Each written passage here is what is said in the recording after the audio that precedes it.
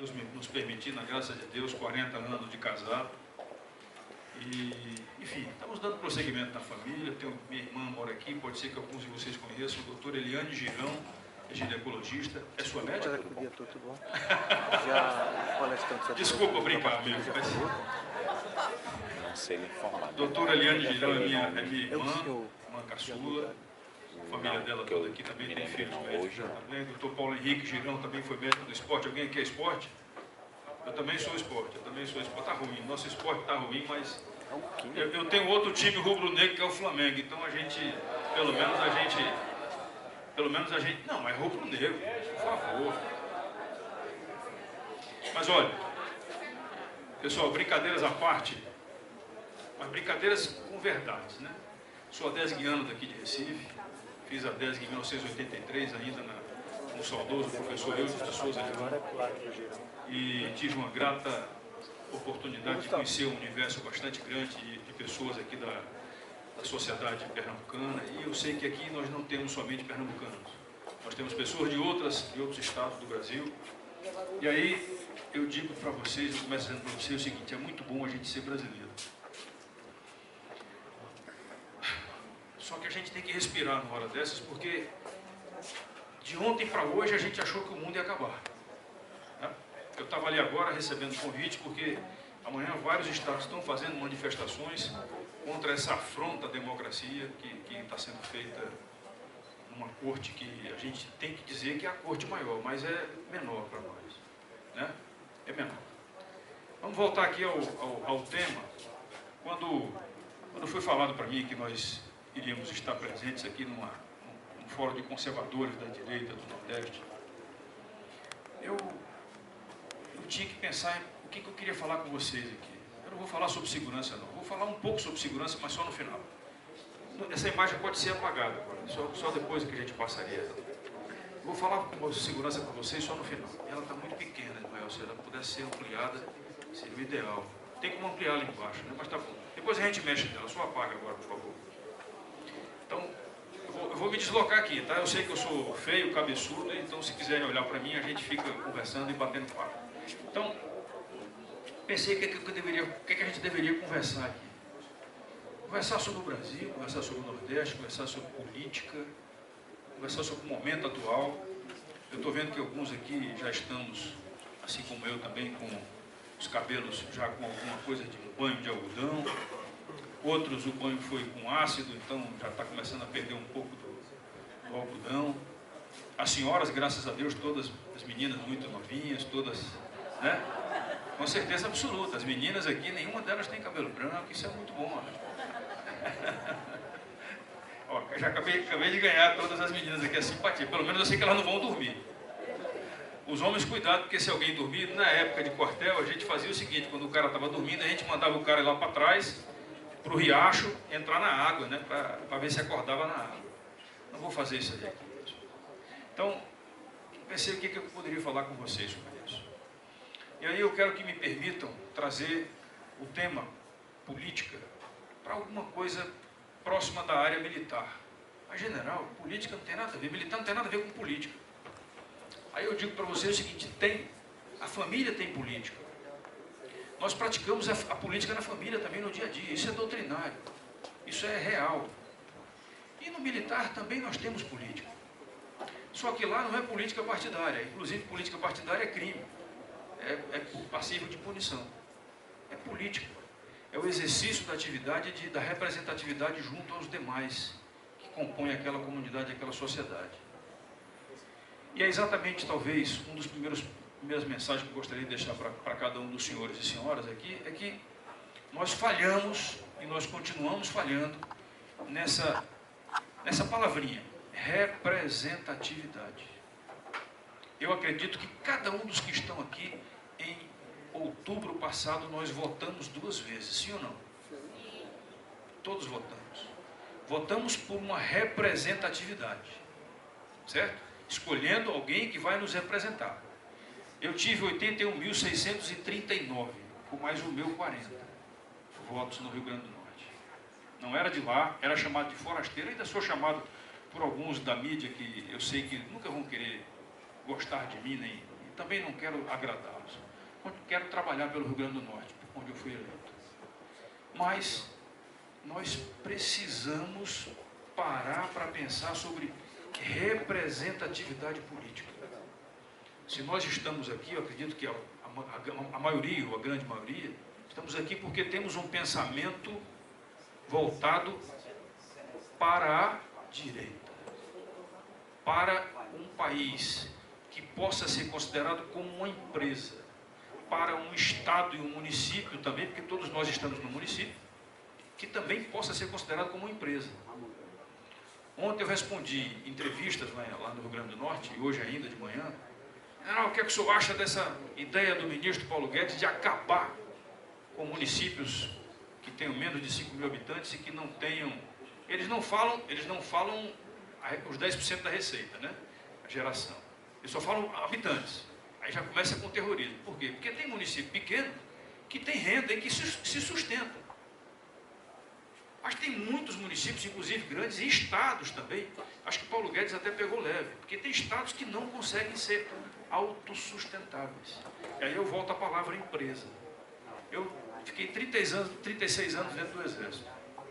E por onde eu passava, a primeira coisa que eu dizia é o seguinte: meus amigos, meus subordinados, nós temos que pensar como empresa. O quartel tem que ser uma empresa. A gente tem que prestar serviços. Eu fui 7 anos secretário de segurança. Eu dizia para os meus colaboradores, já não eram subordinados, entenderam a diferença? No quartel eram subordinados. Na segurança pública que são colaboradores. Não fala subordinado não, senão o cara vai te processar. Né? Se tu chamar o cara de negão, mais ainda, processa 2 vezes.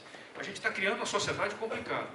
Então, era mais fácil no quartel quando a gente conseguia ter essa capacidade de articular e dizer assim: nós temos que pensar como empresa, nós somos servidores do Estado e nós temos que oferecer para a sociedade serviços de defesa e segurança. Eu estou vendo que alguns aqui, dependendo, voltando à história dos cabelos, alguns aqui têm experiência de vida e lembram que antigamente a gente ouvia falar o termo segurança nacional, sim ou não? Esse termo parou de ser utilizado, né?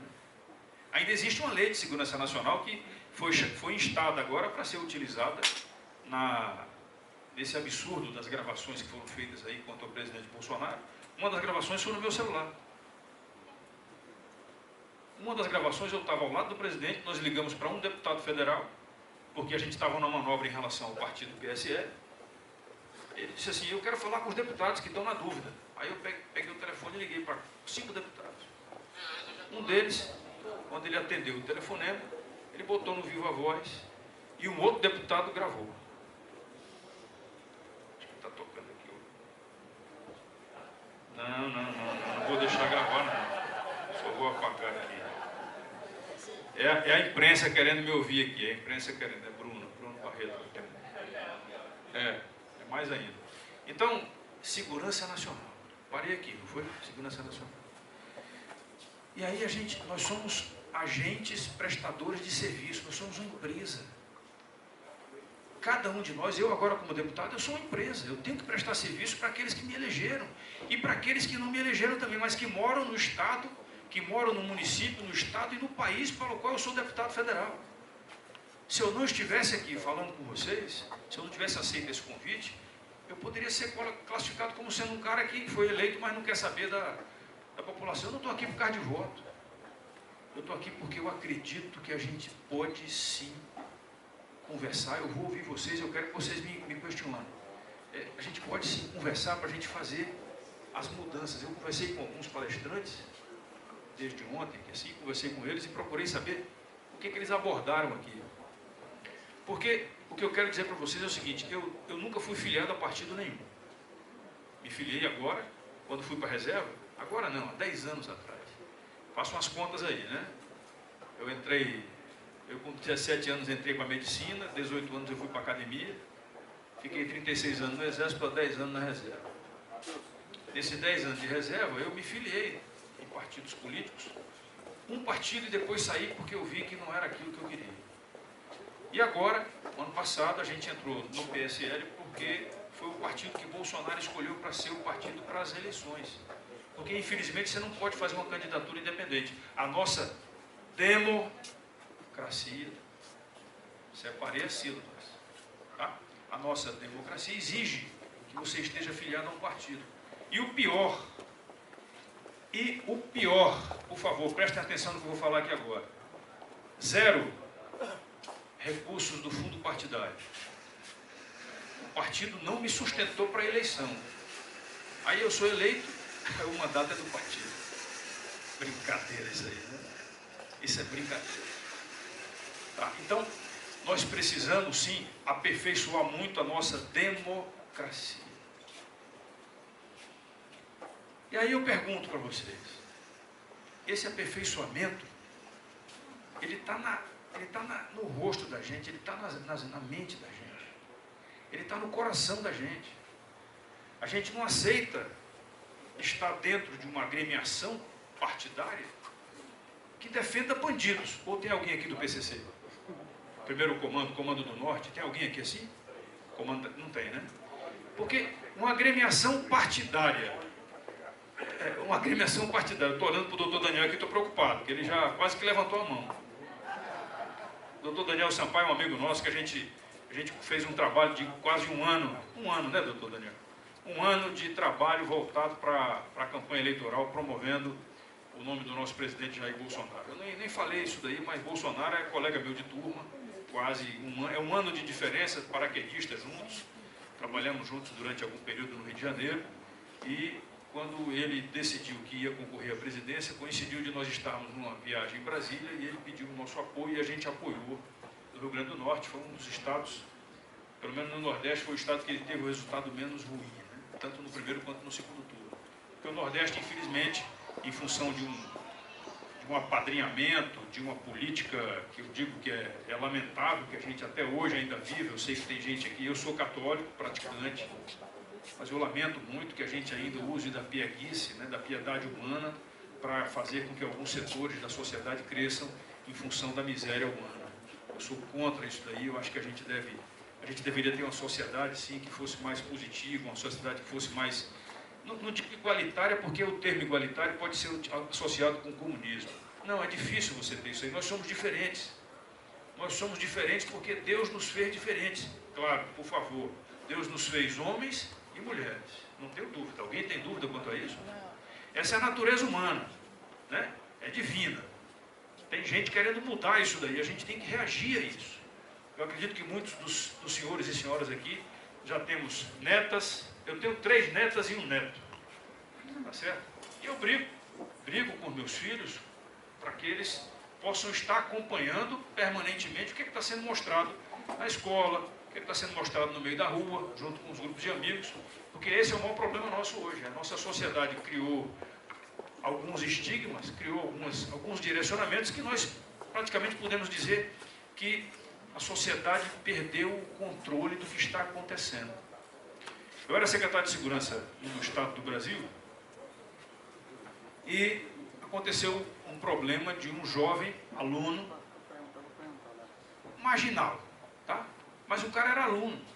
Ele foi para a sala de aula levando um revólver dentro da mochila dele. E aí sacou o revólver lá para poder mostrar, né? E acabou tendo um disparo acidental. O disparo pegou em alguém. Foi no aluno que estava com o revólver, foi na outra pessoa. Sempre pega numa outra pessoa, inocente, que não tinha nada a ver, não estava nem curioso, atingiu e matou. Aí eu fui lá conversar com as pessoas da escola, os pais, os alunos, os professores. Aí na conversa reservada com os professores e os pais, eu perguntei assim, me diga uma coisa, não fiscalizaram a mochila do aluno em casa, quando saiu de casa, para poder saber se está levando alguma coisa, ou quando está voltando de casa, para saber se está trazendo alguma coisa? Porque eu acredito que nós somos criados, e se você chegava em casa com alguma coisa que era diferente, que a tua mãe e o teu pai não sabiam, eu olhava assim e dizia, de onde é que veio isso aí, menino? Não é assim? A resposta que eu ouvi foi, não, a gente não pode invadir a privacidade do filho. Eu disse, minha senhora, me desculpe, mas a privacidade lá em casa tinha 5 dedos. E eu, vez por outra, eu apreciava aquela privacidade. Tá certo? Então, a nossa sociedade chegou num ponto tal que aí a gente vamos voltar para a política. A gente reclama dos políticos. O que é que somos nós, políticos? Nós somos um espelho da sociedade. Nós somos o espelho da sociedade. Aí eu vou fazer um desafio. Qual é a primeira reação de um brasileiro? Eu falei brasileiro, não falei nordestino, não falei sulista, não. Qual é a primeira reação de um brasileiro normal? Brasileiro normal, a média. A primeira reação quando ele vê uma cédula de R$100 no chão.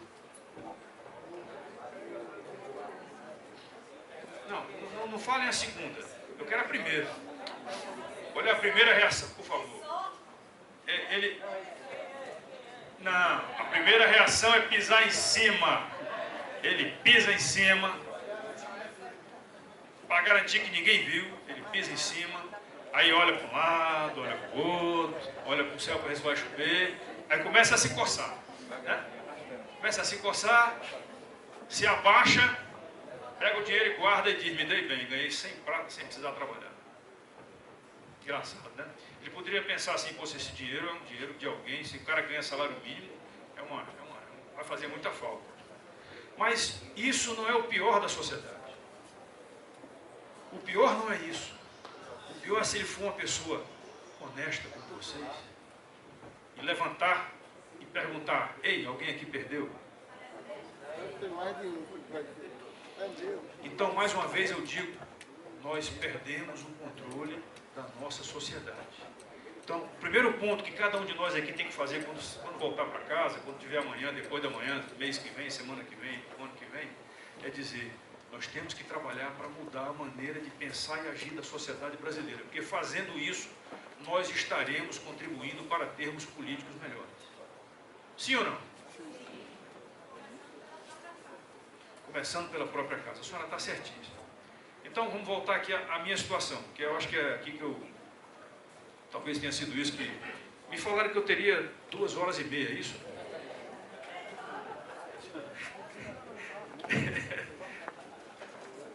Pessoal, vamos voltar aqui à minha situação. Eu nunca fui político partidário, né? Depois de passar para a reserva, me filiei a um partido político, fui secretário de segurança há 7 anos, comecei a conviver com a política. E me afastei de algumas pessoas quando eu vi que aquelas pessoas eram pessoas que não mereciam que a gente estivesse perto delas. E comecei a ver, ao longo desse tempo todo, se quiserem acessar a minha vida, ela está no Google. Entra ali no Google e bota General Girão Monteiro. Meu nome de guerra era Monteiro. Se botar só Girão, pode ser que não apareça, mas Girão Monteiro, vai aparecer quem eu fui dentro do Exército e quem eu sou hoje. E eu pedi reserva, eu não passei para reserva ex officio, eu pedi reserva. E pedi reserva com 2 anos de general porque eu recebi uma ordem absurda. E eu aprendi desde cedo que ordem absurda você deve questionar. Porque se você recebe uma ordem absurda e não questiona, você passa a ser corresponsável por aquela atitude, por aquela ação que você está fazendo. Então, questionei. Quando eu questionei, o então cidadão que ocupava... Cidadão não, ele perdeu o direito de cidadania, mas vai recuperar já já.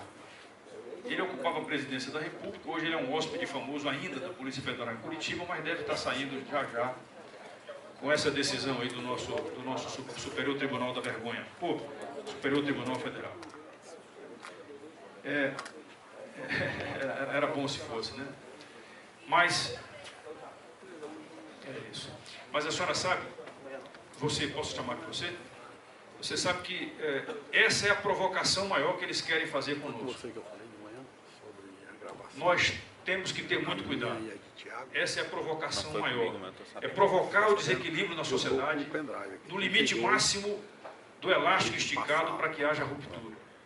É isso que aconteceu no Chile, é o que está acontecendo ainda. É isso que está acontecendo nos outros países aqui da América do Sul. Foi isso que estourou com a Venezuela. Eu morei muitos anos na fronteira do Brasil com a Venezuela e conheci muito aquela realidade. A corrupção sempre existiu na Venezuela. Sempre. E nunca foi combatida. Então, infelizmente, o próprio Hugo Chávez, que era um paraquedista, um coronel paraquedista, quando ele conseguiu o poder lá, eu estava trabalhando na fronteira, lá em Roraima. Eu disse assim: pronto, agora vai dar certo esse país, porque era um país de miseráveis. No começo foi uma coisa, mas logo depois perdeu-se o controle total. Ele se descontrolou e perdeu o controle. Se transformou num ditadorzinho sul-americano. Que é isso que a gente não quer. E quando a gente foi falar com o Bolsonaro, no começo da campanha, eu e alguns colegas generais nos reunimos com ele e perguntamos isso para ele. Jair, é isso que você quer? É ser presidente para mudar o Brasil? Ele olhou para a gente e disse assim, se não for para isso, eu não quero. Se não for para isso, eu não quero. Então, nós estamos numa missão. E aí eu encaixo a minha situação como político. Nós estamos numa missão. Para essa missão, voltando àquela história do partido, como não tem candidatura independente, nós entramos em um partido político. O nome foi esse nome do PSL, que é o dono do partido daqui de Pernambuco. Foi o cara que aceitou que Bolsonaro fizesse a campanha. E não sei se vocês sabem da história, mas Bolsonaro tinha estado como candidato numa campanha presidencial anterior. E tomou uma rasteira porque o presidente do partido resolveu não apoiar o registro da candidatura dele. Claro, isso aconteceu porque, né? Vocês conhecem a palavra CPF? Todo mundo sabe o que é o CPF? Comissão por fora. Comissão por fora. Deu aquele direito e agora ele conseguiu e pronto. Fez a candidatura e nós elegemos 54 deputados federais que não nos conhecíamos. A gente não se conhecia, não sabia quem era. Claro, a gente conhecia um ou outro. O cara é ator pornô, a gente conhecia. Né? Vocês estão rindo por quê? Eu não entendi a risada. Não, mas quem está rindo é porque conhecia o cara, não. Conhecia a história, tá bom. Então, pessoal, a gente não se conhecia, nós passamos a nos conhecer lá na Câmara dos Deputados. E nas primeiras reuniões, a primeira coisa que a gente pediu lá foi: eu quero saber cadê o din-din do partido. Onde é que está o dinheiro do fundo partidário? Por quê? Porque um partido que não tinha nem um centavo quase de fundo partidário, era muito pouco, de repente passou a ter 9 milhões por mês. Pessoal, para cada voto que o partido obteve, um deputado federal, nós damos o direito ao partido receber quase 90 centavos por voto. Eu tive 81.640 com o meu. Eduardo Bolsonaro teve 1.700.000 e pancada, né? E outros tiveram proporcionalmente coisas absurdas. Eu estou nos 10 primeiros em termos de proporcionalidade de votos nos estados. Eu fui os 10 primeiros. Então, isso é uma coisa bacana de você conseguir um resultado desse. Mas aí você olha assim, que consequências eu tenho para isso? Pô, tem dinheiro demais. É dinheiro público. Quebra meu galho, não faz isso. Eu não sou demagogo. Eu não sou demagogo e odeio demagogia. Mas você reservar dinheiro dos nossos impostos para você ficar sustentando determinadas... Não tem como aceitar isso. Não tem como. O Brasil precisa virar essa página. Outras páginas precisam também ser viradas. Não tem como. O desembargador, o senhor sabe muito bem. O juiz que é indicado por um governador, ou um ministro que é indicado por um presidente, na hora de dar uma decisão, poucos terão a capacidade, a hombridade de dizer assim: eu me considero suspeito de decidir sobre isso daqui porque eu tenho vinculação com a pessoa que está sendo investigada. É uma verdade. Infelizmente, isso daí passou a ser... A gente está vendo o Supremo lá. O Supremo é o retrato mais fiel dessa situação que não pode mais prosseguir no Brasil. O voto de Minerva foi dado ontem lá por um cara que foi advogado do Partido dos Trabalhadores. Não tem como o cara não dar um voto, não tem como, me desculpa. Eu não quero aqui desmerecer o nome de ninguém, não vou falar ninguém aqui, não vou falar o nome das pessoas, não quero falar. Mas é muito difícil nós termos uma situação do mensalão que ficou alguns anos debaixo das partes glúteas de um determinado ministro supremo, E quando ele levou para julgamento, ele disse que estava muito pressionado e ameaçado de vida e não foi atrás do criminoso principal. Liberou o cara. E o cara voltou a reincidir no crime. E aí, na segunda investigação, ele foi pego. Mas foi pego de um jeito tal que vocês estão vendo aí. O maior criminoso do Brasil hoje é o doutor Sérgio Moro. Um terço da sociedade brasileira que é voltado para ele diz que esse cara é um criminoso, porque ele está condenando o inocente, que isso, que não sei. Então, nós estamos num país que nós precisamos, sim, vocês vão dizer, vocês é que vão concluir, eu não vou falar isso. Tá? Senão amanhã eu estou sendo processado no Conselho de Ética dizendo que eu estou pregando rasgar a Constituição do Brasil. Eduardo falou um dia desse o negócio do AI-5, então está no Conselho de Ética. Mas nós precisamos reescrever o nosso país. Nós precisamos reescrever. A necessidade de reescrever é tão grande que eu vou fazer uma pergunta, eu queria saber se vocês sabem me responder. O soldado, quando está prestando o serviço militar obrigatório, ele pode votar? Não. Sim ou não? Se tiver no período, não. É conscrito. Dá para poder distribuir um energético para o pessoal aqui assim? Foi muito fraco esse não, pelo amor de Deus. Pessoal, está escrito na Constituição que o soldado, o militar, prestador do serviço militar obrigatório, é impedido de votar.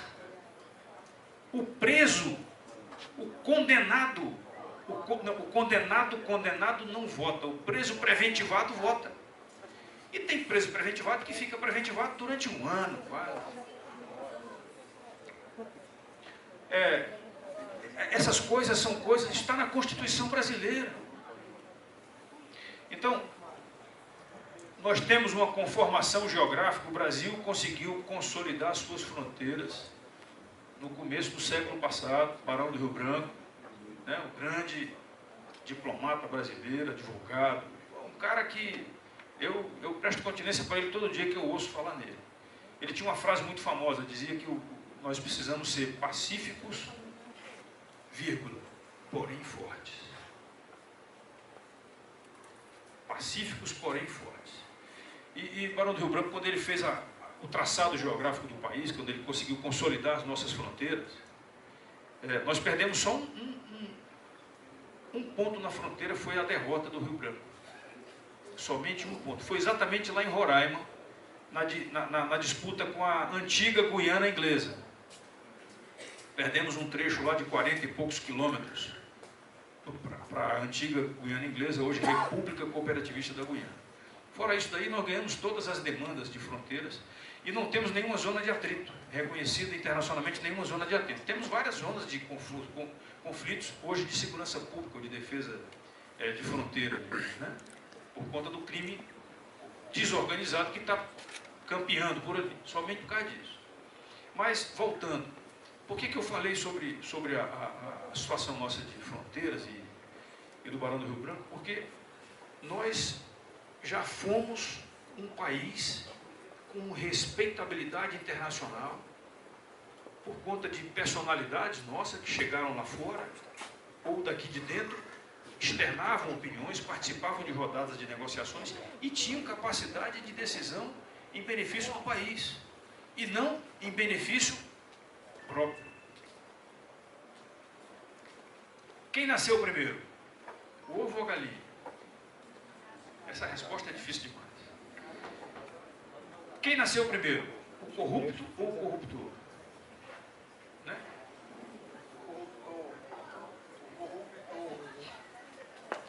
Parece que são gêmeos, né?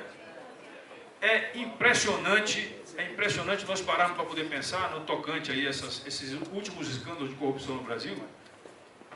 Quem foi o maior culpado? O político, que conversou com o pessoal da empresa de construção civil, ou o cara da construção civil que criou um departamento para tratar de propina?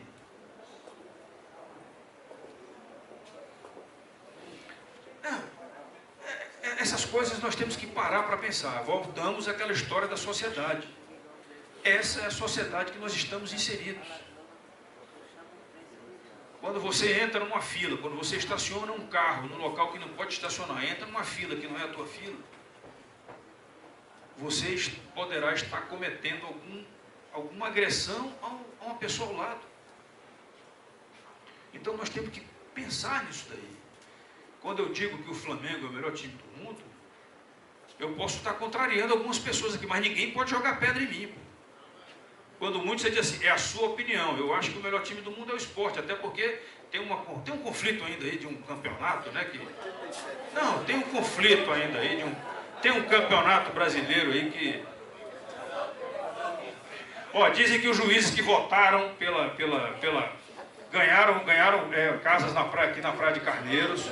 Parece que sim, parece que sim. Mas olha, isso aí é para eu possa tomar um gole d'água.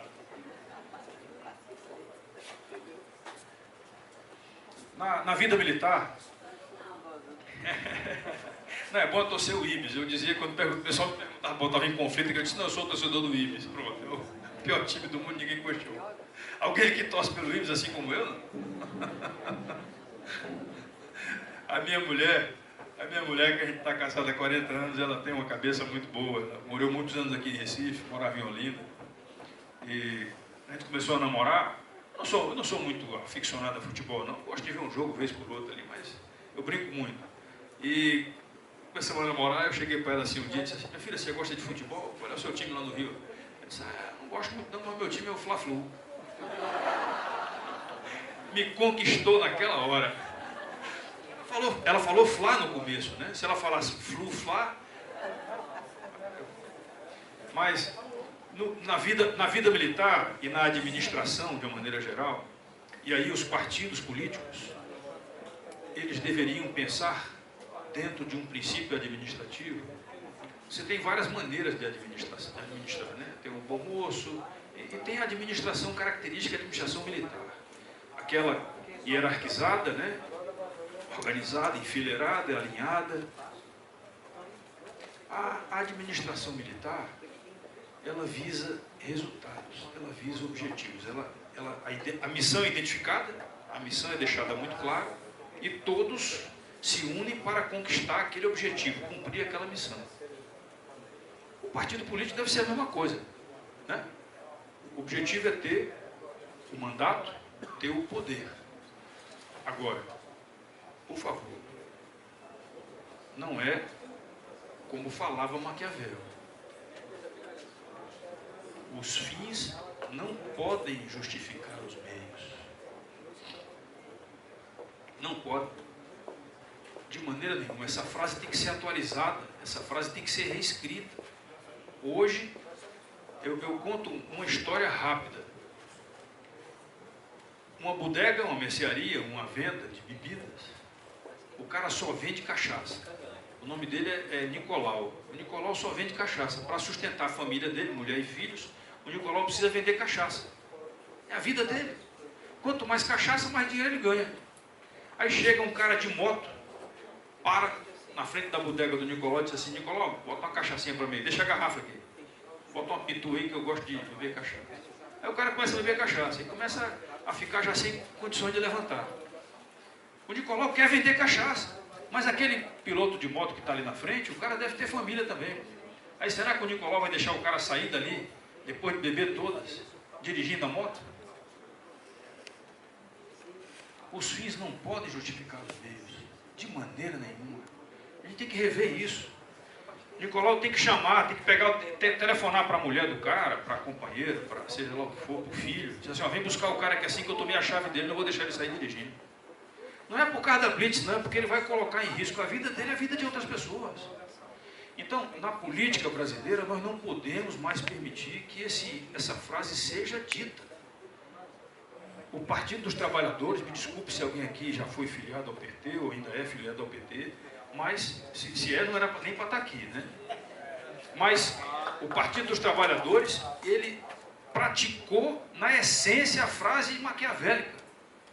Os fins justificam os meios, e eles se apegam a isso de um jeito absurdo. Quem for no meu gabinete 914, lá no anexo 4 da Câmara dos Deputados, vai ver que na frente do meu gabinete, na porta da frente, tem lá uma apologia ao bandido. Está lá vários cartazes de apologia ao bandido.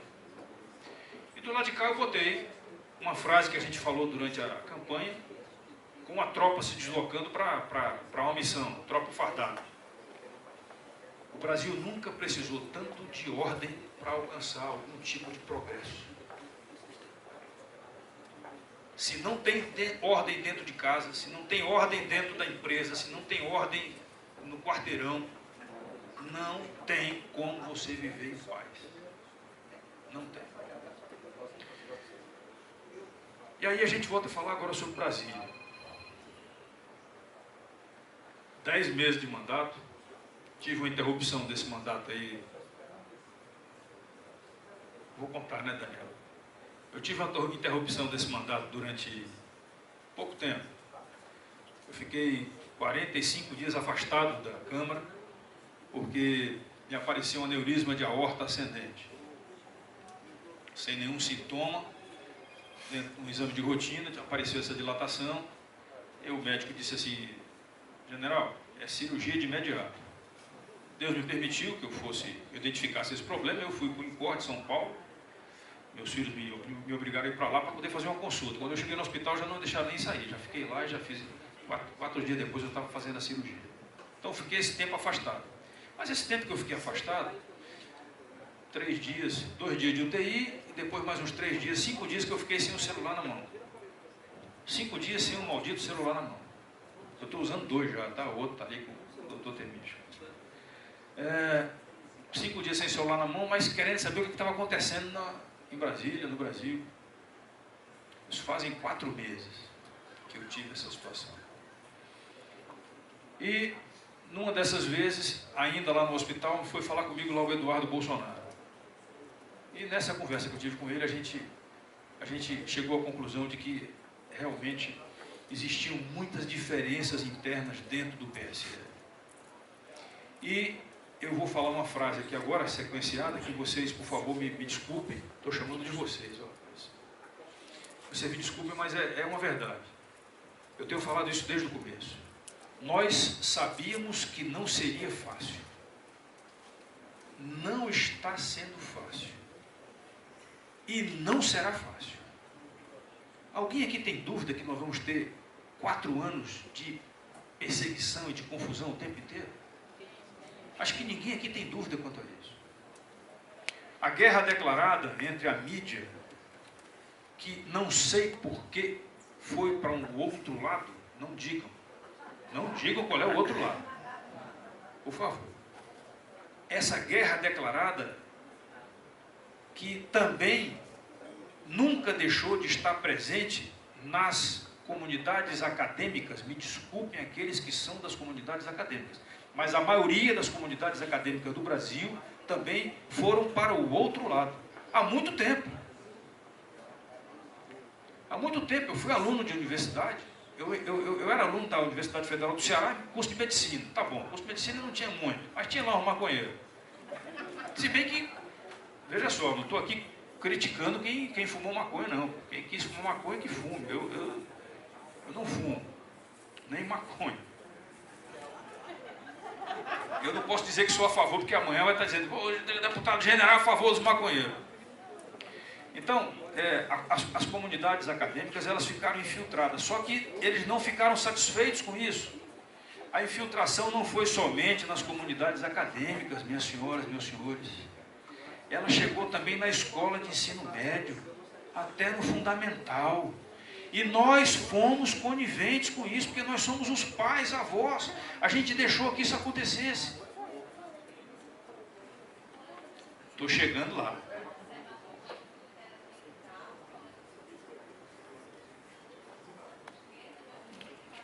Não fale esse lado não, do outro lado. Então, falei comunidades acadêmicas, falei mídia, né, comunidades acadêmicas. Onde é que nós nos reunimos também? O ser humano tem um tripé de formação, certo? Um tripé de formação. A formação do conhecimento, certo? Formação do conhecimento, é a base. Formação do conhecimento que vai trazer a profissão do cara. A formação moral, que é feita onde? Não, É feito em tudo que é canto, em casa também. A formação moral é o tempo inteiro, na escola também. A escola também tem que cuidar da formação moral. A professora que identifica um aluno que pegou alguma coisa que não é dele, ela tem que chegar para o pai e dizer assim, olha, seu filho está pegando as coisas que não é dele, seu filho está batendo em todo mundo aqui. Então, formação do conhecimento, formação moral é formação espiritual, religiosa. Se você não crê num ser superior, se você não abaixa a cabeça e rende, não vou dizer uma vaca, desculpe, os indianos... Não, mas tem que acreditar em um ser superior. O mundo começou de algum jeito. Então, o ser humano precisa ter essa formação, esse tripé da formação tem que ser cuidado por todos nós o tempo inteiro. O tempo inteiro. Senão, a gente não vai conseguir dar alicerces para a nossa sociedade. E aí vamos voltar, toda hora eu fujo, mas eu volto. Vamos voltar a Brasília. E aí, em Brasília, a gente começou a se conhecer, né? Aquela história, atores e tal. E aí, chegamos à conclusão na conversa com o Eduardo Bolsonaro que nós estávamos no meio de uma grande confusão chamada PSL. Que não apresentava as contas do partido, esses 9 milhões, é bicharia, né? Dinheiro, merrequinha. Não apresentava a conta dos 9 milhões. Não agia com respeito ao perfil de cada um de nós, porque quando você seleciona um time para jogar o futebol ou para qualquer outro esporte, você vê quem tem habilidades para estar em qual posição, qual o perfil do fulano de tal, Até mesmo no tribunal, às vezes, a relatoria vai para alguém que tem mais vocação para a área de ambiental, para a área de defesa. Essa coisa faz parte da natureza humana. Nós temos aptidões diferenciadas. E aí, quando você tem uma liderança, você diz assim, não, eu vou designar alguém para poder fazer isso aqui que tem mais perfil. Pronto. Então, o partido estava agindo desse jeito com todos os deputados, ou com quase todos. E essa falta de transparência, de ética, né, de respeito ao que a gente pregou, começou a aflorar e a gente exigiu isso daí nas reuniões. E a resposta não vinha de maneira satisfatória. Quando eu achava que era só eu e mais alguns ali que estávamos cobrando isso do partido, nós, numa conversa com o presidente Bolsonaro, ele disse que ele também não estava satisfeito. E aí eu deixo claro com vocês aqui uma coisa. Eu adoro laranja, a fruta. Adoro a fruta laranja, como gosto do abacate, do caju, adoro. Pitomba, cajá, siriguela, adoro. Mas laranja na política, me desculpa. E nós entramos na Câmara dos Deputados ouvindo o laranjal do PSL. Cadê o laranjal do PSL? E aí na hora que você fica calado com essa história de laranjal do PSL, você pode estar baixando a cabeça e aceitando que você também faz parte do laranjal. E aí eu aprendi na minha vida, meus pais me ensinaram que eu devo reagir. Reaja, porque senão você vai fazer parte dessa confusão. E eu reagi. Reagi, questionei a liderança, e esse questionamento de liderança me levou a um isolamento por parte da cúpula do partido. Mas eu acho que são poucos deputados, né? De 53, porque aquele que vocês lembraram aí, que assistiram o filme dele, já foi embora antes. Não, a senhora não foi, mostrei para a senhora, apontei para o doutor Daniel aqui só. De 54 caímos para 53, e dos 53, 30 assinamos um documento em apoio ao presidente Bolsonaro de que a gente não deveria aceitar que o partido não nos apresentasse as contas do partido, tratasse as coisas com transparência e com ética e respeito. E a partir daí nós já estamos sendo processados. Hoje eu recebi o 3º processo e a gente está se defendendo disso daí. Se eles me expulsarem do partido, eu vou querer o documento, vou colocar numa moldura e vou colocar na parede do meu gabinete e vou dizer assim, tenho muito orgulho, porque eu prefiro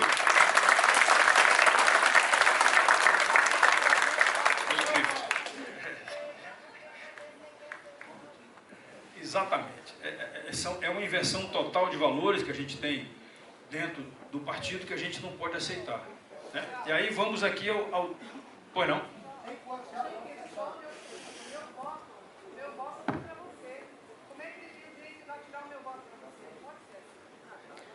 Não, A senhora votou numa pessoa. Para presidente votou para o Bolsonaro, para deputado federal votou no general Girão.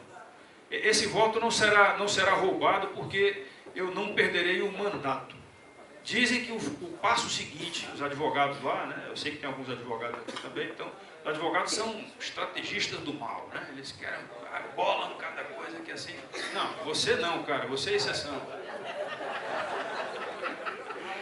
Mas o... Pronto, tem advogado do outro lado. E tem advogado do lado direito. Ele é do lado direito.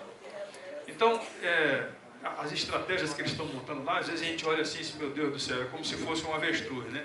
Cada vez mais o cara está enfiando a cabeça num buraco. Porque é só demonstração de autoritarismo, demonstração de falta de respeito, demonstração de abuso de autoridade, ou autoritarismo, como queira interpretar. É assim que a gente está interpretando isso lá, e a gente está também com a equipe de advogados do lado direito, e não do outro lado, que estão escrevendo as nossas defesas e fazendo com que a gente não seja penalizado enquanto mandatário, né? Para perder o mandato você tem que fazer muita besteira, muita roubalheira e muita coisa, e a gente não está fazendo nada disso. Nós estamos querendo só 3 coisas: transparência, ética e respeito. Só isso.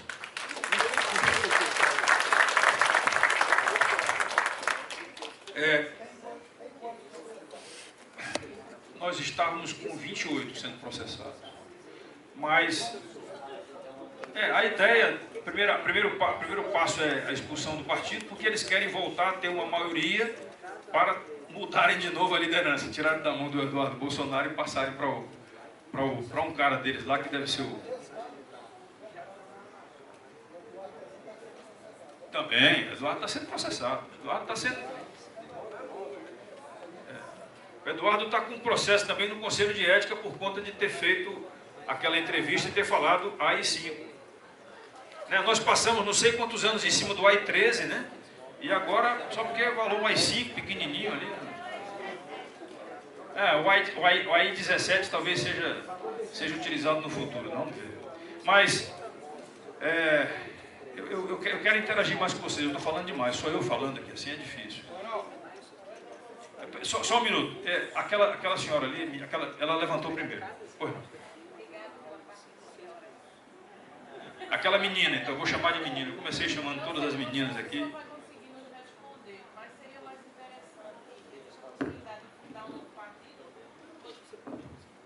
Seria mais interessante fundar um novo partido e vocês aderirem? Ou vocês iriam para algum outro partido que já é formado? Obrigado pela pergunta. Meu seu nome? Elaine, Eliezer, viu? Meu primeiro nome é Eliezer. É o nome do presidente de Israel, sabia disso? O presidente israelense lá é chamado de Eliezer. Bem, a estratégia nossa em relação ao partido, eu como deputado, eu não posso sair do partido, como eu falei, porque o partido é o dono do meu mandato. A não ser que seja criado um partido novo. Aí sim, você pode aderir ao partido novo. Agora, eu sair de um partido para outro que já existe, eu não posso. Ok? Então, isso está sendo avaliado na estratégia. Está sendo avaliado.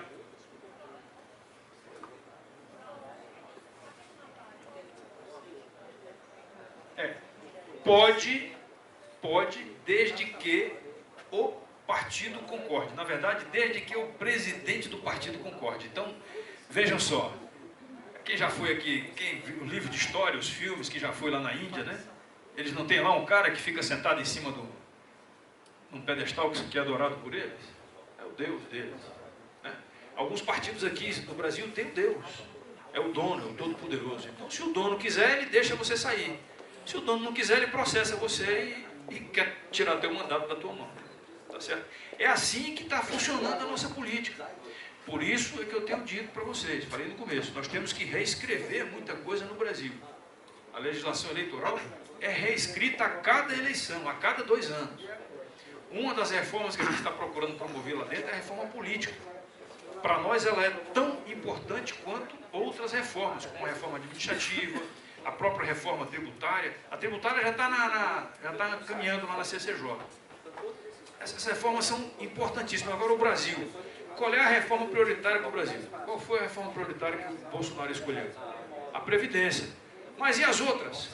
O pacote anticrime do ministro Sérgio Moro ficou numa gaveta. Mas ficou numa gaveta por quê? Porque não interessa para alguns deputados que esse pacote seja levado adiante. Porque o pacote vai colocar uma faca no pescoço de alguns. Alguns, tem esse termo? Plural de alguns deve ser alguns. Não é possível. Então, esses caras não interessam para eles esse troço de prisão em segunda instância, de o bandido sair algemado. Né? Para eles não interessa isso, eles querem preservar, não, tem que defender até o último, até transitado em julgado. Transitado em julgado prescreve, a gente sabe disso, o senhor sabe muito bem, vários crimes contra algumas ex-autoridades e atuais autoridades da República estão prescrevendo. Porque o cara tem advogado, pode pagar, leva até o último à corte e nunca sai a condenação final. Essa é a nossa realidade. Então, respondendo a você, Elaine, a nossa ideia é um partido que já tem alguma coisa caminhando ou não. Só não será um partido que tenha um dono. Tá certo? Porque foi isso que nos fez reagir a tudo que a gente viu dentro do PSL. Como outros partidos também. Eles têm o dono e o dono quer fazer aquilo que quer e não quer e acabou que a gente fica ali, né, refém de uma certa situação. A assinatura de um partido novo hoje pode ser feita de meio eletrônico, digital. Então, nós chegamos à seguinte conclusão. É muito provável, e talvez seja uma coisa bonita da gente ver no Brasil, ao invés de nos mobilizarmos para fazer quebra-quebra, nós nos mobilizarmos para buscar assinaturas para a criação de um partido novo. Eu tenho a impressão que a gente consegue 2 milhões de assinaturas em menos de, sei lá, um dia.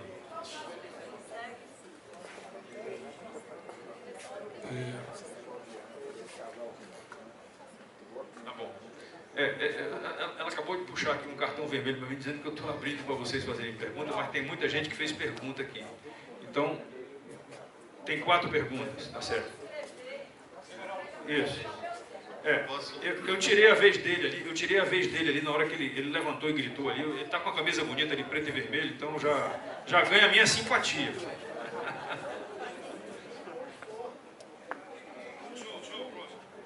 Pois não. Boa tarde, gente. Eu sou Cláudio Campos, do canal Café com Bolsonaro.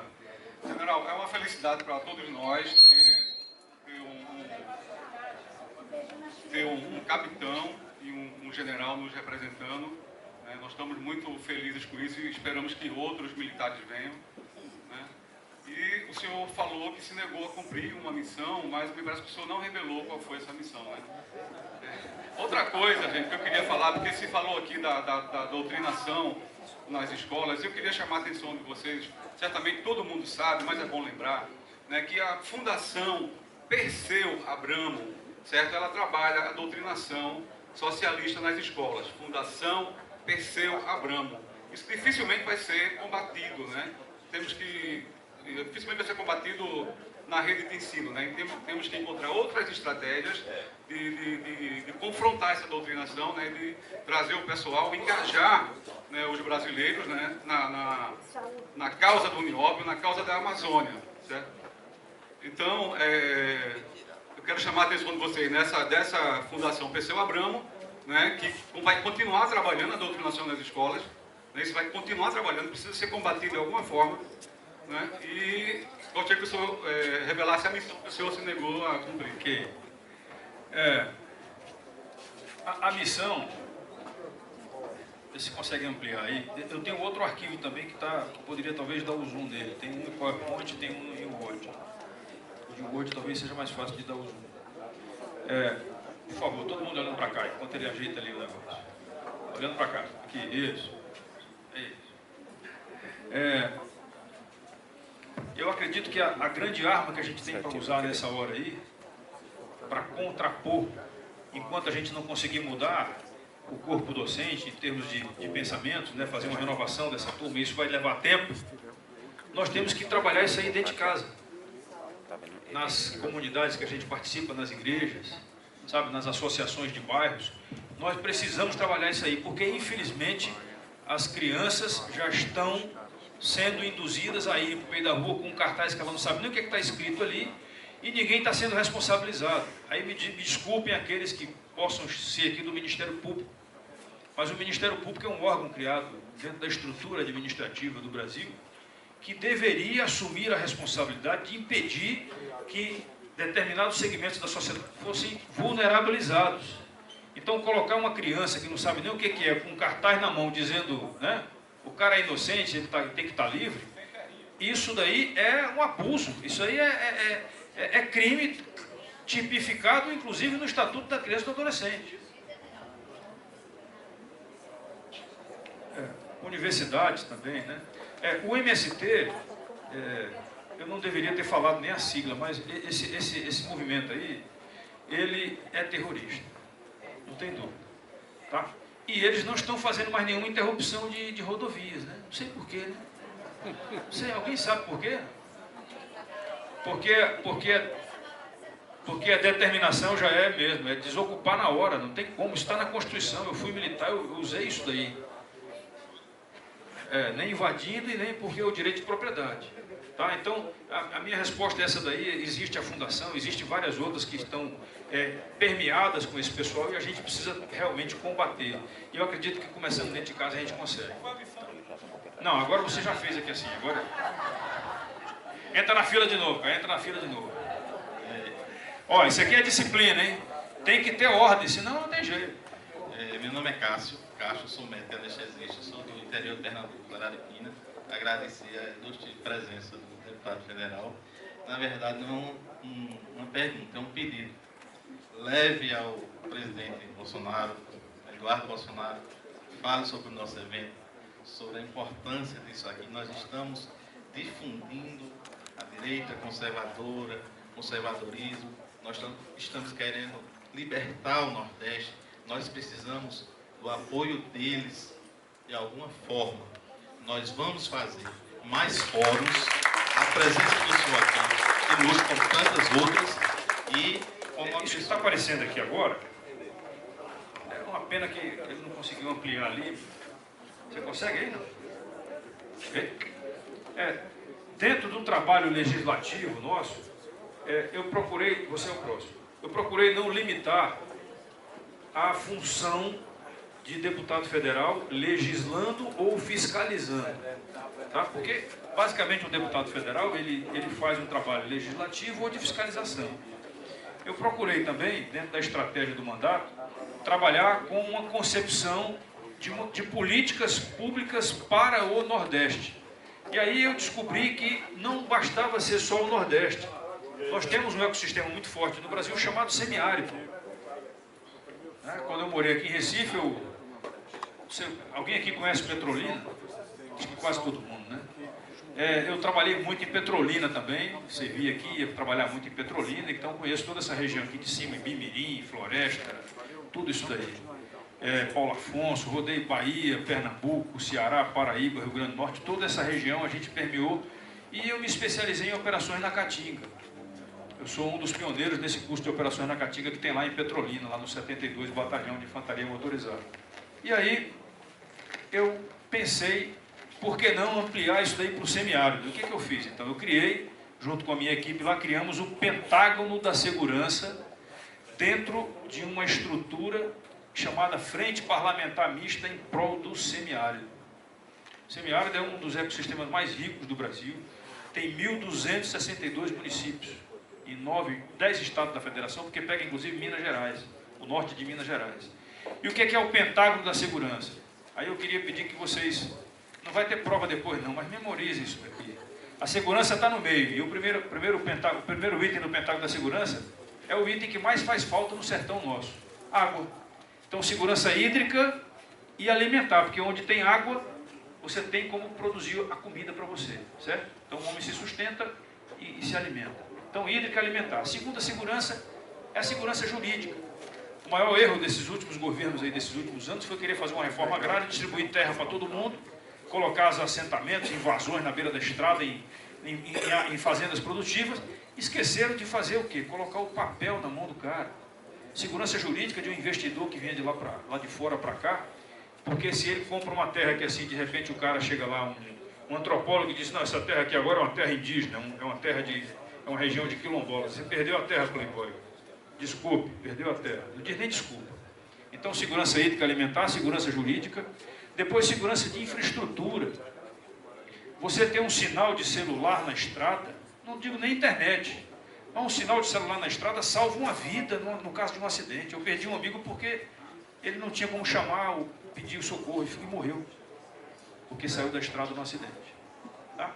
Então, estradas para escoamento de produção, telefone, e tudo que diz respeito a essa parte de energia, né? Tudo que diz respeito a essa parte de infraestrutura. Então, terceira, segurança de infraestrutura. A quarta, segurança social. A gente ainda precisa ter, talvez, um programa social de apoio àqueles que estão desempregados ou vivem ainda em condição miserável, que não tiveram oportunidade limitada, por tempo limitado. Tem que ter saúde, tem que ter educação. E o último item é a segurança pública. Você não tem como viver em um local, qualquer que seja ele, se você não tiver direito à vida, né, à propriedade, respeito aos seus bens. Só sabe o valor de um bem quem já perdeu, né? Tanto um ente querido quanto um bem material. Não, bem material, ainda bem que foi um bem material.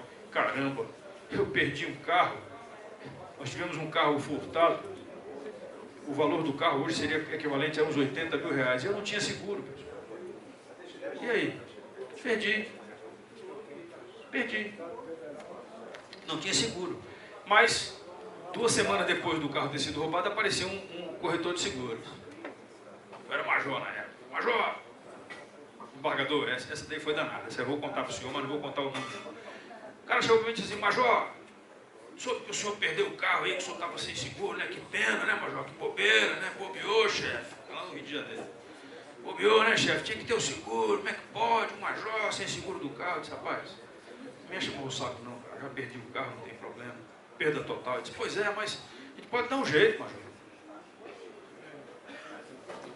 O senhor concordar aí, a gente faz o seguro do carro aqui assim, o senhor paga da segurança. Então, trabalhando nisso daí, temos um fórum, o doutor Daniel daqui a pouco vai explicar. Esse fórum vai acontecer no ano que vem. Mas teremos já a semana, dia 28 agora, no final do mês, teremos uma reunião em Brasília para tratar com os demais estados, os demais que aderiram à nossa frente parlamentar, para tratar de algumas ações que cada estado pode fazer. Aqui é traçar políticas públicas para apoiar o Poder Executivo nas ações que dizem respeito à nossa região do Nordeste. Tá certo? Muito bem. Outra pergunta. Acho que é o senhor, né? General, só um minuto, por favor. Só uma pergunta, senhor Alexandre. Uma coisa que a gente percebe hoje no nosso Brasil é que a gente tem uma Constituição de 88 que foi feita com a visão esquerda, com a intenção totalmente à esquerda. E que nos impede... E que nos impede uma série de coisas. Um dos motivos para a gente mudar a Constituição é quando ela é rasgada, quando ela é desrespeitada, e a gente vê isso a todo tempo. Inclusive no impeachment da Dilma, agora que se retorna a um procedimento que foi definido em 16, agora em 19 muda por conveniência. A pergunta para ser bem prática e direto, o que é que o povo, porque nós estamos fazendo esse fórum, algo que foi inacreditável, muita gente não acreditou nisso. E nós estamos aqui unindo forças, e nós vamos caminhar para mudar o Nordeste. O que é que nós, povo brasileiro, podemos fazer para exigir uma mudança de Constituição, uma nova Constituinte? Porque o nosso trabalho aqui, eu tenho certeza que cada um aqui vai dar força para mudar isso. Olha, eu vou responder a sua pergunta, Alexandre, por exclusão. Não pode ser o uso do artigo 142. Porque isso vai caracterizar uma ruptura e é tudo que eles querem. Tudo isso daí é o motivo da provocação. O objetivo da provocação é fazer com que as pessoas falem sobre o 142. Ele já admitiu isso daí publicamente, já falou, Eduardo Bolsonaro, meu amigo, deputado. Ele já disse, eu errei, não deveria ter falado desse jeito. Mas, quando ele se expressou, ele disse uma coisa que eu queria que vocês refletissem sobre isso. Ele falou no contexto de uma pergunta onde mostrou-se a desgraça da vida na Venezuela, na Bolívia, no Equador, no Chile. Quando falaram isso para ele, perguntaram, e aqui no Brasil? Ele disse, aqui no Brasil tem ordem. Em momentos que já aconteceram na história do Brasil, que o radicalismo prevaleceu, foi preciso agir com força, até mesmo se um AI-5. Tá certo? Então, o agir com força significa o direito de ir e vir, o direito à vida, o direito de propriedade, isso daí será obedecido. Esses direitos devem ser, né? Assim como a Constituição tem, para nós devem ser cláusulas pétreas. Se eu perder o direito à vida, eu vou estar morto. Acabou. Tá certo? Perder o direito de propriedade é perder uma coisa que você suou, você batalhou, você pode até ter herdado, mas é uma coisa que é tua. Aí de repente chega alguém e diz, atenção, não é mais teu não, agora é meu. Isso é um absurdo. Então por isso que a gente tem viu, Alexandre? A gente tem um grande medo em relação a essa história. E eu digo o seguinte, por favor, não me entendam mal. Se bem que eu posso falar o que eu quiser aqui, que eu tenho imunidade parlamentar, né? Agora eu já posso até chamar o Daniel de maluco aqui, que eu estou bem, ele vai me processar. Não vai ganhar o processo, né, doutor Santos? Não ganha não, né? Tem imunidade parlamentar. Um dia desse eu usei a imunidade parlamentar na CPI do BNDES, desembargador. Eu dei um murro na mesa aqui e a minha mão está doendo até hoje. Porque pela 16ª vez... Não vou dar um murro na mesa aqui não. Pela 16ª vez... o Superior Tribunal da Vergonha, ou Superior Tribunal Militar, Superior Tribunal Federal, pela 16ª vez o STF impediu um bandido envolvido na CPI do BNDES de ser ouvido na CPI. Desvios de milhares de reais e dólares. E o cara chegava lá com um habeas corpus. Às vezes nem ia, nem foi. Chegou um dizendo, eu estou aqui, mas eu estou com proteção, não preciso responder as perguntas. E aí, o bandido é tão bandido que eles acabam se traindo, porque a empresa que ele fazia parte tinha feito o acordo de leniência. E dentro dos termos do acordo de leniência, eu sei que o senhor sabe bem disso, a empresa, ao fazer o acordo, ela tem que aceitar que ela, os presidentes, os diretores, todos os empregados da empresa têm a obrigação de falar se for instado para se pronunciar a respeito de alguma coisa na investigação. E o cara chegou lá e disse que não ia falar. Aí a gente fez a festa.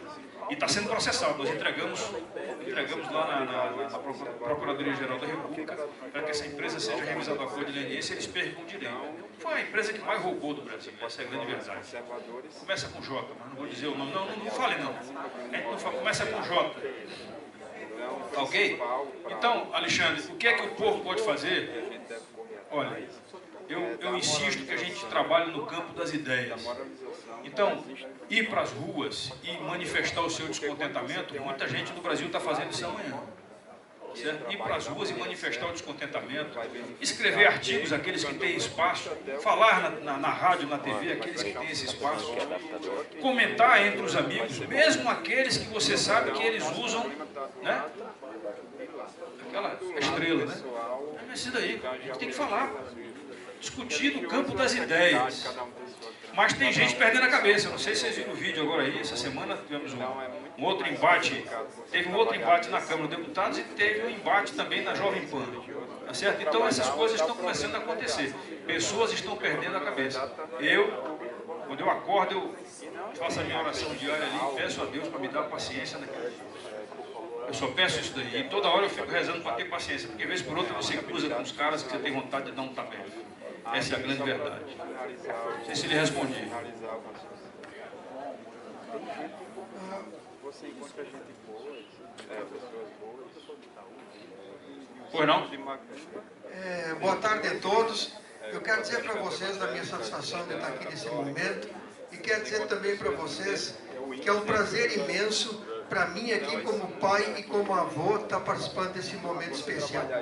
Eu digo a todo mundo que eu sou um gaúcho de Alagoas. Eu nasci no Rio Grande do Sul e moro em Alagoas há 30 anos. Mas, meu companheiro, eu vou lhe chamar de companheiro, porque nós aqui estamos entre companheiros, entre amigos. Eu tenho um princípio comigo, que eu aprendi nos meus 69 anos de vida, a me aconselhar, ouvir uma opinião. Quando eu vejo críticas veementes a nosso presidente, que eu com muito orgulho, com muita satisfação fui caixa 2, eu fui caixa 2. Me criticaram muito ter sido caixa 2. Então eu pergunto uma coisa agora que eu queria aprender, para sair daqui com a resposta na ponta da língua.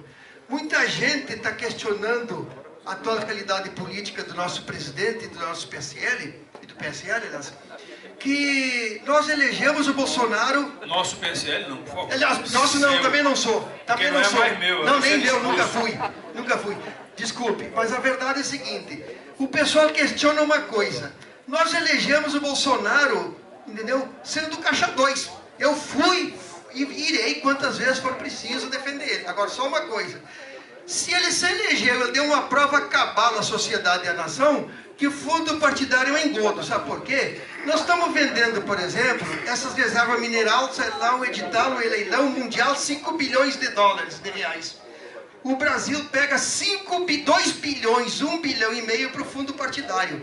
Então nós estamos vendendo um patrimônio público para usar na campanha para uma meia dúzia de gente que só faz desgraça.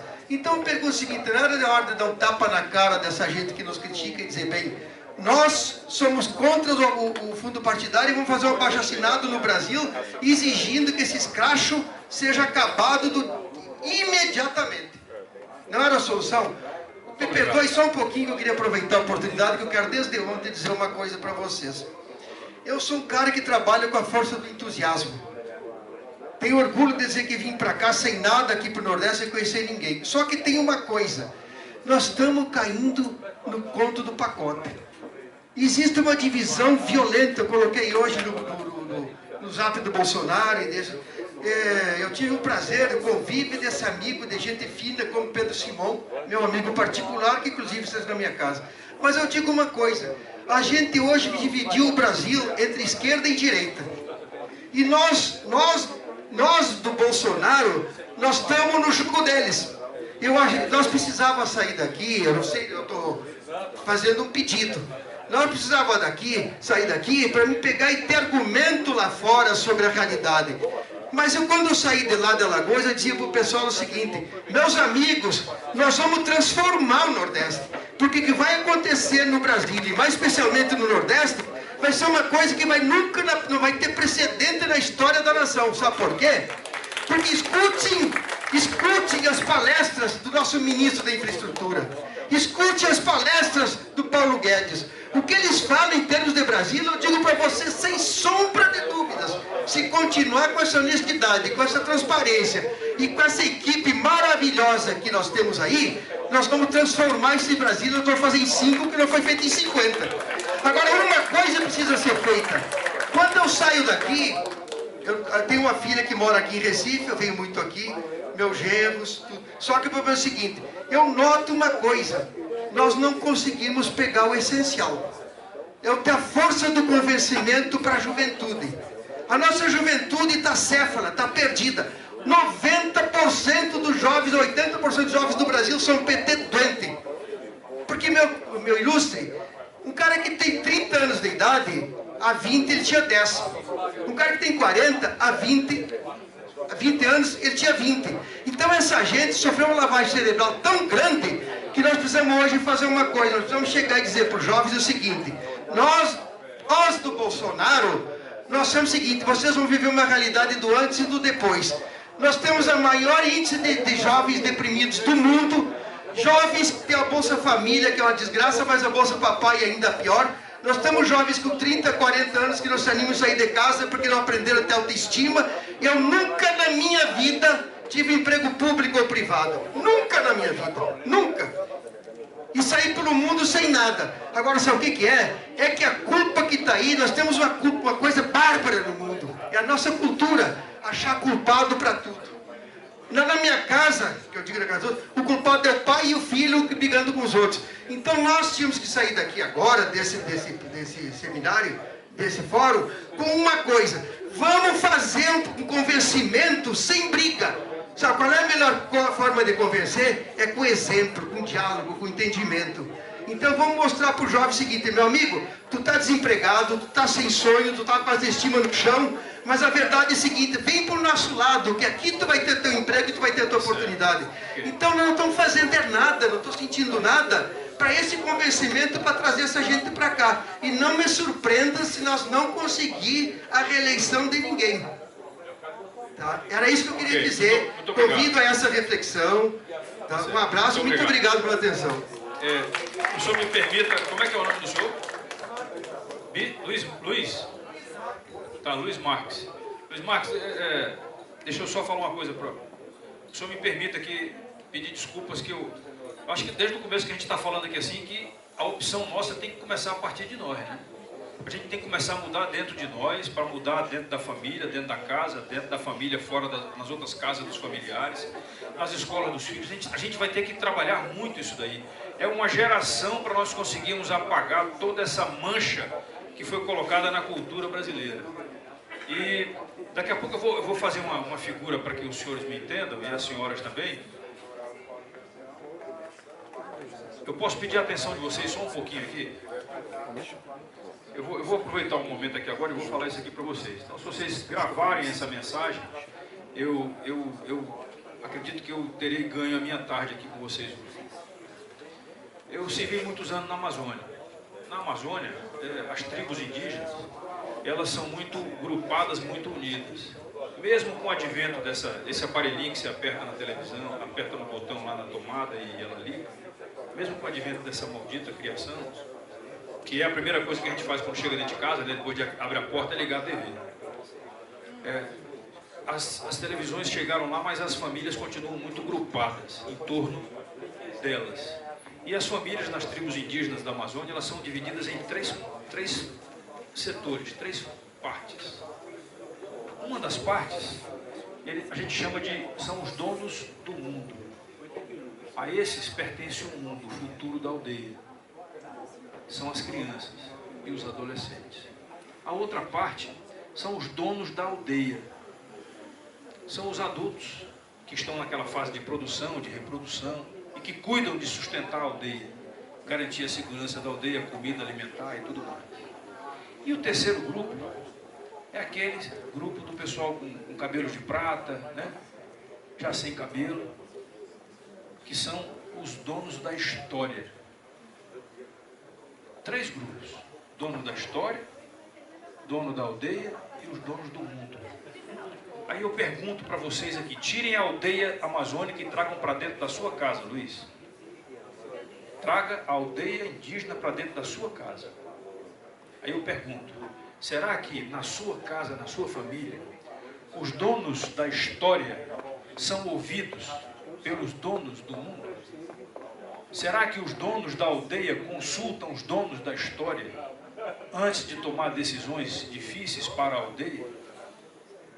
Será que os donos do mundo pedem para os donos da história para contar uma história do que foi a família, como foi criada, como foi constituída? Sabe, Luiz, essas coisas não estão acontecendo, desembargador, mais, porque estão injetando, inoculando na gente uma cultura que não é a nossa cultura. Eu trabalhei muito tempo no Rio Grande do Sul, lá no Gaúchal, lá, trabalhei muito, quase casei com a gaúcha, menina belíssima, minha mulher também é muito bonita. Mas a cultura gaúcha é muito forte, é muito tradicionalista. E eu ouvi de uma senhora lá, eu namorando a filha dela, ela chegou para mim e disse assim, não quero que você case com a minha filha, não. A dona Raquel está aqui dentro? Ela é gaúcha, daqui a pouco vai ficar com raiva de mim, mas a mãe dessa garota, que eu quase casei com ela, ela disse assim, eu não quero que ela case com você não, você é nordestino, cearense, você vai roubar minha filha para poder ficar morando mais no Nordeste, eu quero ela perto de mim. Então o tradicionalismo chega a um ponto tal que a gente não quer, né, que saia debaixo da asa da gente. E aí, a gente, mais uma vez eu digo, nós esquecemos de policiar as nossas vidas, das nossas famílias, das nossas casas, dos nossos amigos, até quando você tem um amigo muito próximo que você vê que ele está perdendo o controle da situação. Então, esta é uma grande arma que a gente precisa praticar. Nós temos que reverter essa maldição que foi lançada sobre nós no formato de plim-plim. Isso foi uma maldição. Prega-se uma cultura que não é a cultura brasileira. Essa é uma verdade. Não é à toa que foi comprada a briga com o Bolsonaro, porque realmente, se você é conservador, você tem que reagir a isso. Você tem que reagir a isso. Eu tenho amigos e amigas que têm opção sexual diferenciada, mas uma coisa é você ter um pensamento desse, a outra é você colocar numa carteira, numa cartilha de colégio fundamental, de que a criança, quando nasce, não tem sexo. Isso é um absurdo. O professor, o secretário do MEC, ou seja lá quem for, que passou isso daqui para a criança, não tem Deus no coração. Não tem, pô. A gente pode ter diferenças de várias matizes, mas essa daí não dá para poder negar. Tá certo? Eu me reporto ao Papa João Paulo II, que é uma pessoa que eu admirei, conheci, quando fui adido na Polônia durante 2 anos. João Paulo II, Karol Wojtyla, falava que o importante é você trabalhar o gênero humano. Você tem que valorizar o ser humano. E para valorizar o ser humano, você tem que valorizar a criação divina. Fora isso daí, meu amigo, ó, é coisa do outro lado. E aí eu queria lhe contrapor também, que eu nem falei do outro lado, né? Eu acho que a gente tem que ter as nossas escolhas. E essa guerra entre a direita e o outro lado, isso daí não vai acabar nunca. Eu tenho evitado pregar ou praticar isso daí, mas infelizmente a ideologia que o outro lado pratica está tão forte que a gente tem que reagir. Nesse momento agora, a fase do combate agora, a fase da missão, me perguntou aqui qual era a missão, a fase da nossa missão agora é você enfrentar isso daí com argumentos, com ideias e com atos. Não com atos criminosos, mas com atitudes. Esse fórum é um ato desses. Escrever um artigo, falar um pronunciamento, conversar em família e passar isso daí para os jovens, ter a coragem de enfrentar. Porque às vezes você para poder conversar com um adolescente ou com um adulto que pensa do outro jeito, e que são muitos, né? Pelo menos um terço do Brasil está pensando assim. Você começa a pensar, o cara começa a usar uns argumentos, aí você diz, não, então com você eu não tenho conversa não, vou sair. Pronto, perdeu a oportunidade de ouvir e de tentar argumentar. Alguma coisa vai ficar ali, porque de tanto você falar, água mole é aquela história, vai furar uma hora. Você tem que insistir. Porque ainda temos 2 conferencistas. Eu queria agradecer o senhor. Fique à vontade para as suas considerações. À vontade.